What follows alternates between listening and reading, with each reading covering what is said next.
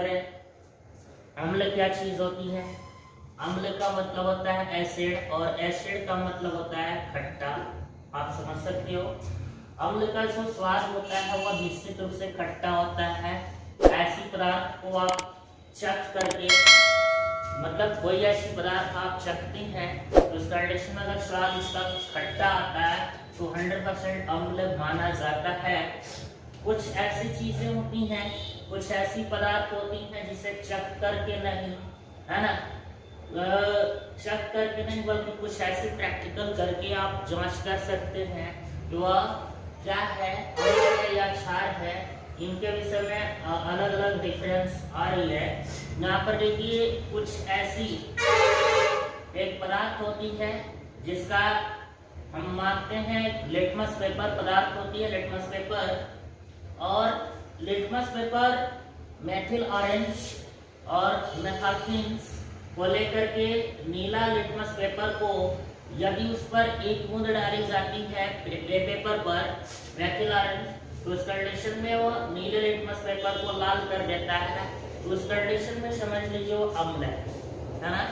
अगर नीला litmus paper है और उसको वह बूंद डालने पर अगर लाल कर देता है, लाल पेपर बना देता है, तो उस कंडीशन में अम्ल माना जाता है। एक पहला स्ट्रक्चर खट्टा होना, अगर उससे स्पष्ट नहीं हो पा रहा है तो मेथिल ऑरेंज और फेथाफिन को लेकर के आपस में मिलाइए और मिलाने के बाद एक लिटमस पेपर, नीला लिटमस पेपर लीजिए और उस पर एक बूंद मतलब उस यौगिक को डालिए, है ना। जो भी यौगिक है उसको आप, जो भी मतलब जली विलयन है, सोल्यूशन है, उसको डालेंगे तो 100% ये नीला लिटमस पेपर होगा तो लाल होगा। यदि ऐसा होता है तो अम्ल माना जाएगा। अम्ल कुछ ऐसे स्ट्रक्चर होती हैं कि अम्ल जो जली विलयन में, है ना, अम्ल वे पदार्थ होती हैं जो जली विलयन में H+ आयन देते हैं। मतलब H मतलब हाइड्रोजन का धनात्मक आयन देते हैं, अर्थात एक प्रोटॉन त्यागते हैं, है ना। अम्ल जो जली विलयन में एक प्रोटॉन को त्यागते हैं, H+ को त्यागते हैं, डोनर करते हैं, मतलब दाता। तो CH3COOH इक्विलिब्रियम CH3COO -H+, है ना। इस तरीके से हमारा एक स्ट्रक्चर तैयार होता है। अम्ल जो जली विलयन में H+ त्यागते हैं, HCl एक यौगिक है जो H+, यानी कि यहाँ पर देखिए H+ निकल रहा है, यहाँ पे भी H+ निकल रहा है, यहाँ पर देखिए यह H+ जो कि प्रोटॉन को निकालती है, यह भी एक H+ जो कि प्रोटॉन को निकालती है। यहाँ पर नाइट्रिक अम्ल है, इस नाइट्रिक अम्ल में यहाँ पर देखिए यहाँ पे H+ निकाल रही है, मींस H+ यदि निकालती है तो उस कंडीशन में प्रोटॉन ही होते हैं, है ना, प्रोटॉन को ही निकालते हैं। तो इस कंडीशन में CH3COOH ये अगर आ रही है तो उस कंडीशन में इसमें से H+ निकल रही बाहर। यहाँ पर भी HCl एक अम्ल है, इसमें भी H+ निकल रही है, और यह CnO3 है, इसमें भी H+ निकल रही है।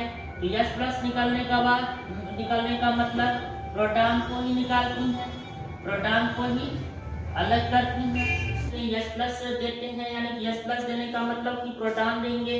तो यहाँ पर देखिए CH3 ये आपका COOH यह एक मैथोनिक अम्ल होती है। यहाँ पर देखिएगा CH3COOH O जो है माइनस, वो तो अलग, इसमें H+ बाहर कर दिया, HCl में भी H+ बाहर कर दिया, और इसमें भी नाइट्रिक अम्ल में भी H+ बाहर कर दिया। H+ बाहर करने का मतलब यहाँ पर प्रोटॉन को त्यागते हैं, तो ये हमारा अम्ल का डिटेक्शन होता है। अम्ल की जो भी यौगिकें होती हैं वह यौगिकों का रासायनिक जो समीकरण निकलता है उसमें से H+ अगर बाहर निकलती हो या उस यौगिक में से प्रोटॉन त्यागती हो, है ना, आजकल की आधुनिक अवधारणा के हिसाब से प्रोटॉनों को बाहर निकालती है, वह अम्ल कहलाता है। ठीक है, तो अम्ल को हम इस रिएक्शन के माध्यम से भी पकड़ सकते हैं। दूसरा स्ट्रक्चर जो नीले लिटमस पेपर को लाल कर देता है, यह भी एक डिटेक्शन होता है।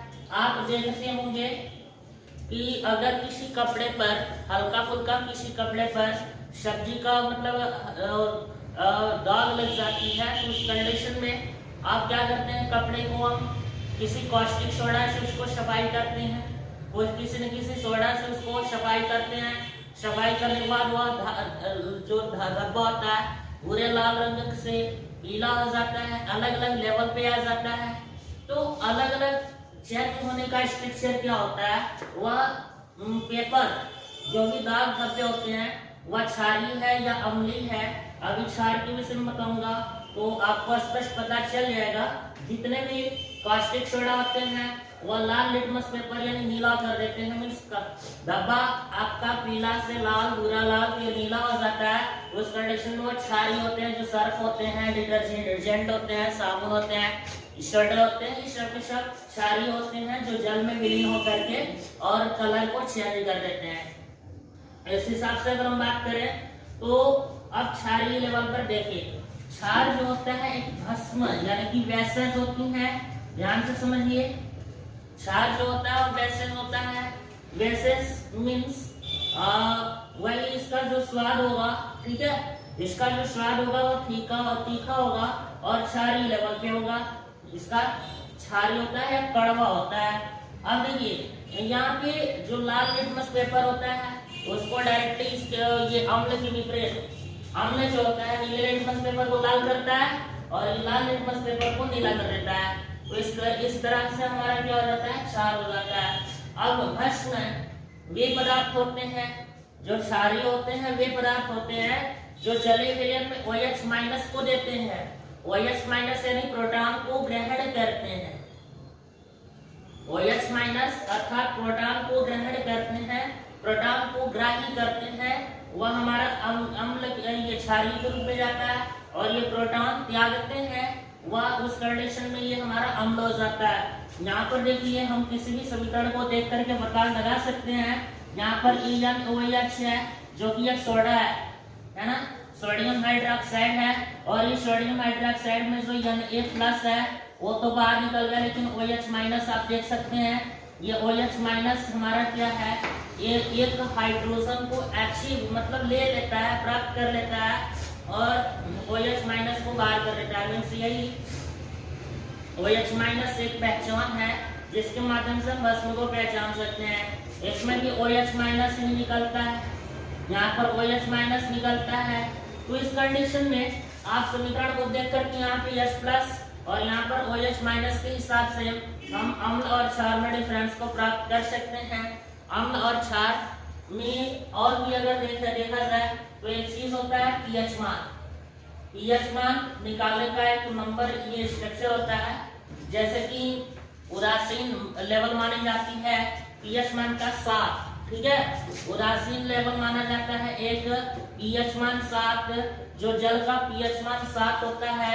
अगर 7 से ज्यादा, अगर जिसका pH मान 7 से ज्यादा बढ़ता है वह क्षारीय होता है, और जिसका pH मान 7 से कम होता है यानी कि 0 से 7 के बीच में, अगर 0 से 7 के बीच में अगर कोई वैल्यू आती है pH मान, तो उसका मान हमारा अम्ल होता है या अम्लीय मूलक होता है, एसिड होता है। और जो 7 है जलीय जल का pH मान, उससे अगर आगे बढ़ता हुआ स्ट्रक्चर में आता है तो ये क्षारीय मतलब मूलक माना जाता है, यानी वैशिक, यानी एसिड और वैशिक, ये दो स्ट्रक्चर आती हैं हमारे। तो मुझे उम्मीद है कि आपको अम्ल और क्षार में क्लियर उसी समझ में आए। और अम्ल और क्षार को लेकर के अगर हम बात करें तो ये सॉल्ट्स भी तैयार कर देते हैं, यानी कि combination of acid and bases is called salts. मतलब अम्ल और क्षार को अगर मिला दिया जाता है आपस में तो इस कंडीशन में ये दोनों मिलकर के एक ठोस पदार्थ का निर्माण करती हैं, जिन्हें हम सॉल्ट कहते हैं, ठीक है। किसी अम्ल तथा क्षारक की उदासीन है ना अभिक्रिया से प्राप्त आयनिक ठोस को हम लवण कहते हैं। अर्थात ध्यान दीजिए यहाँ पर अम्ल और क्षारक इक्वल टू लवण तैयार हुआ। अम्ल क्या है, जो NH3, अब NH3 में H+ आगे निकलेगा। क्षारीय में अगर हम बात करें NH3 और क्षारक यहाँ पे HCl, इन दोनों को अगर मिलाया जाता है आपस में तो NH4Cl, ये दोनों उदासीन लेवल पर एक NH4Cl अर्थात नौशागर जो होता है वह साल्ट का निर्माण करती है। तो ये चीजें हमारा अम्ल और क्षार को मिलाने के बाद लवण मिलता है।